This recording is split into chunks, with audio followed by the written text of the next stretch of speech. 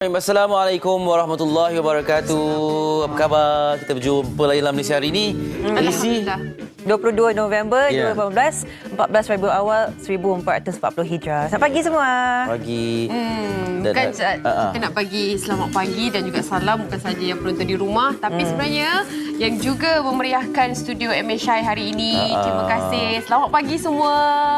Barisan depan tu business class tu. Ya. Ya, belakang tu economy class lah. Yang depan Ini merupakan kali pertama jejakkan kaki ke tanah Kuala Lumpur. ya, dan kalau tanah kita Semenanjung lah kiranya. Tanah Semenanjung. Selamat datang. Negeri tradisi-tradisi ataupun tarian Golong daripada suku Iban. Ya. Masyarakat Iban. Okey. Ya. Kita mulakan pagi ini dengan sesuatu yang mungkin belum jadi kebiasaan pada waktu sekolah dahulu. Kalau kita Hari masih Isnin ingat lah, hari lagi. Isnin. Ya, setiap hari Isnin, Ya. masa perhimpunan, kita akan ramai-ramai berdiri dan juga angkat tangan. Dan akan ada ketua pengawas lah. Ketua pengawas lah kan? Selalunya yang akan Ya. berada di atas tu. Awak tengok apa? Tak, Apa, Ali? ada klip rambut memang sengaja Memanglah diletak. saya klip. Oh, saya Saya. kena pula ditanggalkan. Minta maaf. Dah lama tak Baguslah tengok awak klip rambut. tengok rambut kami. Grooming check lah dia ni. Check. Apa nak kata? Okay, balik Grooming check Isnin. pagi-pagi. Okey, Kita minta balik maaf. kepada Apa balik yang tadi tu. punya, Ketua pengawas tadi tu. Ketua Diri. pengawas akan berdiri. Sediakan sama-sama suruh angkat tangan. Up. Up, kemudian akan dibacakan ikrar dan juga rukun negara lah. Ya. Kan? Okey, siapa ingat rukun negara? Okey, daripada Fita seorang. Siapa yang namanya bermula daripada huruf N? Ramai. Jangan tak mengaku, jangan tak mengaku. Okey. Mari. Mari. Namanya siapa Okey. ni? Nama saya Nurul Atika. Jom. Nur Atika. Selamat pagi. Nurul Atika. Ya saya. Okey, mula-mula sekali apa yang awak perlu buat ialah tanggalkan stiker pelawat tu. Jelas nampak Grooming ya? tak kita Markah apa groomingnya? Markah berapa? tak, sekarang ni 8/9 lah. Wah. 9 kenapa jauh Tadi sangat? satu tu tadi stiker pelawat tu. Tu tolak markah. Sayang. Okey. Awak masa sekolah jadi pengawas ke? Yes. Kan okey lah. Bila cakap je kena guna mic. Boleh. Okey. Okey, kita nak panggil kalau dah ada ketua pengawas, kita mesti ada yang bawahnya ataupun yang murid-murid yang akan ikut bacaan rukun negara ni. Betul? Dengan mempersilakan wakil-wakil Kita ni kira semua. macam cikgu lah. Kita macam cikgu. Kita punya cikgu besar. Ya, Cikgu besar kat sini mengikuti Atika. Kita nak persilakan anda semua untuk berada kat sini. Semua sekali? Semua. Semua sekali? Semua sekali. Semua sekali. Berdiri lah. berdiri dari sana. Berdiri saja dari sana. Jemput berdiri. Sikit. Sebab ada kalanya kita ambil lewa saja kan masa hari Isnin perhimpunan kan. Dia daripada fakulti Fita ni. Fita, student Fita. Boleh tak boleh? Boleh. Ada suara punya. Okey, ketua pengawas. Yang depan-depan ni pegang seorang pegang wakil pegang mic macam semua tak nak pegang mic je. Pegang je tak apa.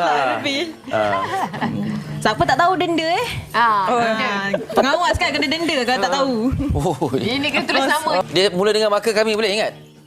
Maka kami Markah kami rakyat Malaysia. Pakcik 42 pun ingat. Tak apalah kita rukun negara teruslah. Sikit tak ingat. Maka Maka kami rakyat Malaysia berikrar akan menumpukan sepenuh tenaga dan usaha kami untuk mencapai cita-cita tersebut berdasarkan atas prinsip-prinsip yang rukun negara. berikut. Prinsip-prinsip yang berikut. Berikut. Boleh? Tak pun saya bisik lah awak ikut je. Ya? Lupa yang depan tu lupa. Yang 5 tu ingat tapi depan tu lupa. Bye. Okey. Tak apa sebab dah lama Pakcik tinggalkan ada sekolah kat ya. sekolah. Okey. Okey. Up Ya, up lah. Suruh up dulu lah. Up. Malaysia Rakyat Malaysia Berikrar untuk mencapai untuk mencapai kepada raja dan negara. keluhuran perlembagaan. Keluhuran perlembagaan. Ya, tahniah. Tepukan untuk anda semua. Bagus. Kita sekadar melontarkan kata-kata kadang-kadang. Cikgu. Pengawas belum lagi. Lambat lagi. Sekadar melontarkan tapi pemahaman tentang kepercayaan kepada Tuhan. Kesetiaan kepada raja dan negara. Keluhuran perlembagaan, kedaulatan undang-undang, kesopanan dan kesusilaan. Semangatlah biasalah dulu kecil-kecil kita macam senang. Bagus. Okey, terima kasih. 9/9 tambah markah. Dah 9/10 lah. Alhamdulillah boleh lah tu. Potong tu tadi sebab stiker tadi tu. Support stiker. Okey, terima kasih banyak. Silakan. Tepukan untuk Atika. Negara kan. Lepas tu kita terus jam rukun negara yang ketiga berapa? Dia, kan? Yang mana satu? Apa dia? Apa dia? Dan lagi cantik kalau kita olahkan lagi setiap satu tu apa maksud dia. Betul. Kan sebenarnya. Okey. Itu kata, yalah, dalam kita meraihkan diri kita sebagai rakyat Malaysia, yang pelbagai kaum, bangsa, agama, kepercayaan dan juga budaya ni. Ya. Ya, kerana kita bukan hidup dalam bangsa kita saja. Kita kena sentiasa ada susila, ada kesopanan supaya kita dapat raikan perbezaan dan saling menghormati antara satu sama lain. Betul. Dan kita dah mengenali rukun negara tu sejak pada sekolah rendah lagi. Selepas itu kita mengerti apakah makna di sebalik rukun negara itu pada sekolah menengah. Dan selepas itu kita sendiri dapat lihat kenapa diletakkan agama itu nombor 1, kenapa diletakkan negara itu pada nombor 2 dan kenapa seterusnya, perlembagaan dan sebagainya. Tapi kita kena tahu juga sejarah sedikit di sebalik peristiwa yang berlaku. Barulah adanya pembentukan rukun negara ni, iaitu pada waktu itu 13 Mei kita tahu peristiwa berdarah yang berlaku pada tahun 1969. Dan pada waktu itu Ingat tak ni anak ingat Ingat kan peristiwa berdarah rusuhan kaum pada 13 Mei 1969. Selepas tu barulah adanya pembentukan rukun negara, kerana ketiga-tiga kaum ni dia nak cari satu benda yang semuanya akan patut. Tak apa, tak ingat, tak apa. Nanti balik ni balik kan. Kadang-kadang kita Tapi memang kita pun lupa kadang-kadang kalau tak. Betul. Tapi itulah dia macam mana membawakan jadi sejarahnya kenapa dia bermula semuanya. Tapi saya untuk zaman sekarang ni sebaiknya kalau kita nak seperti kita sebutkan tadi juga, rukun negara ini membentuk disiplin. Dan bercakap tentang disiplin, ada satu bikisan yang kita nak kongsikan ini. Ini menarik. Ini disiplin ni memang susah nak buat lah. Betul. Satu nak mendapatkan 7 tong untuk diletakkan untuk mengasingkan sampah sarap. Tapi kalau boleh mengasingkan tu dalam 7 bahagian tu memang luar biasa lah. komitmen setiap hari juga. Betul. Saya rasa tak senang tu. selut harus diberikan kepada family ni, keluarga ini, kerana dapat mendidik, dapat mulakan daripada rumah ke. Sebab kita selalu mengharapkan agar ada pihak yang memulakan seisi keluarga sendiri yang mencipta 7 tong itu untuk kita buang sampah yang berbeza. Bukan 3 tong tau, 7. 7 tau. Apa yang dipecah-pecahkan kepada 7 kategori itu, mari kita saksikan. Kalau nak diamalkan lah. Tapi setidak-tidaknya kalau ada lebih daripada tong untuk membuang sampah yang boleh dilupuskan. Baby steps lah. Baby step kan. Caranya yang penting kita membantu mereka ni untuk mengasingkan yang general waste ataupun sampah biasa tu dengan yang boleh dikita semula.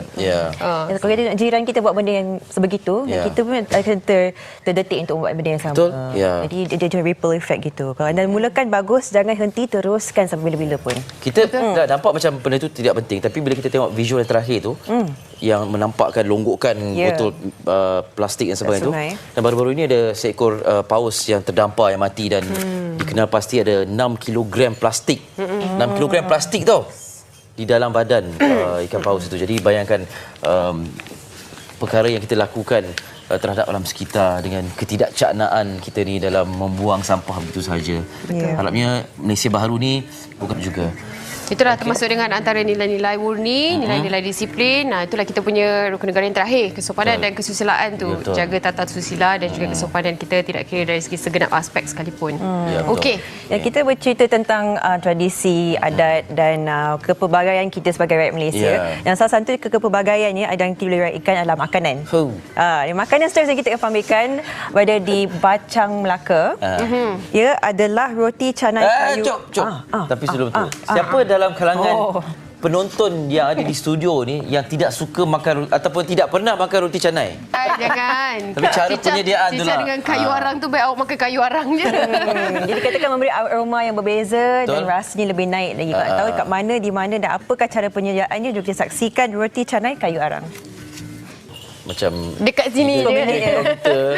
Kita belanja semua. Kita tak ada dah kat sini. Tak payah 3 km. Kalau setengah jam je pun kita boleh pergi. Betul, itulah dia. Kan? Macam kalau di barat kan kalau ada tapi minta maaf lah ya, Malaysia kita tak makan. Boleh je kalau Ali nak sponsor. Percuma kita pergi. Nantilah kalau kita ada duit lebih sikit kita buat. Boleh sebab apa? 180 sen untuk roti kosong. Sangat murah kan? Dan ada roti itu John tu siapa sebenarnya? Tadi ada sate atas tu nampak. Betul ada. Sate pun ada? Ada. Atas roti tu? Sate ada. Betul lah. Antara keistimewaan dia roti dol. Saya dengan penerbit Fariha berkesampaian nak cuba. Agak menarik juga. Berkesampaian ke berkesempatan? Berkesempatan untuk mencuba. Teringat Okey, lah. Lain daripada lain lah. Dia bagi variasi yang lain-lain. Roti dol tu rasa macam mana? Dia sebenarnya rasa seperti roti canai biasa. Tapi dia tak 2 biji telur di atas roti tersebut.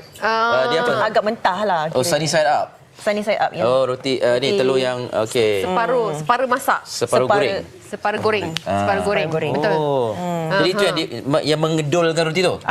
Asal usul kenapa dipanggil dol tu saya tak boleh nak jawab lah. Tak Roti tanya. dol tu Tapi berapa ringgit? dol tu- Berapa ya saya tak ingat. Oh. Saya makan. Mesti penerbit belanja ni.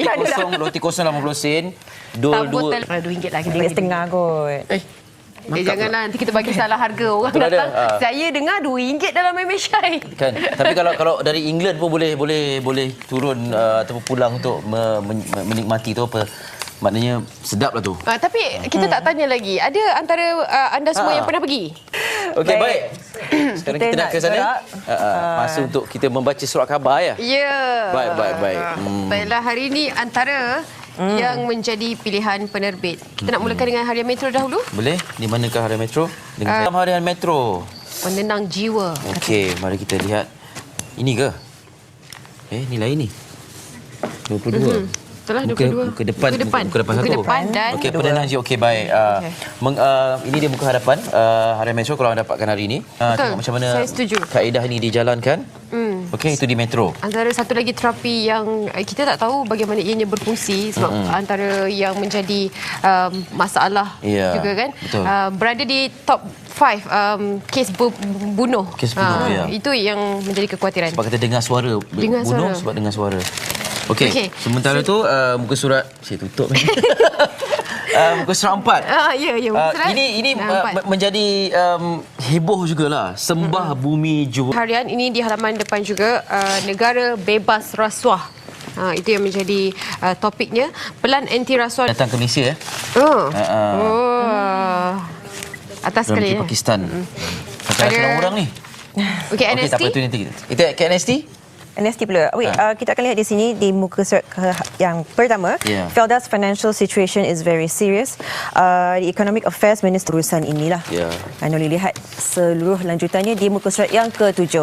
Tak tahu berapa lama lagi perkara-perkara ni akan di kan lepas satu lepas satu. Kita harap ada satu tempoh lah yang lepas ni kita tak dengar dah perkara-perkara ni sebab semua dah diuruskan. Ya. Dan Betul. kita dapat menjalani kehidupan seperti biasa. Ya. Ya. Dengan bersih. Dengan Kalau tak seperti secantiknya. biasa pun sekurang-kurangnya ada perubahan sedikit sebanyak Ya. dari segi apa yang kita selalu cakapkan. Kita doa yang terbaik untuk Malaysia. Kita ingin berehat seketika, teruskan bersama dengan kami di Malaysia hari ini. Sebelum tu kita ingin bergabung dengan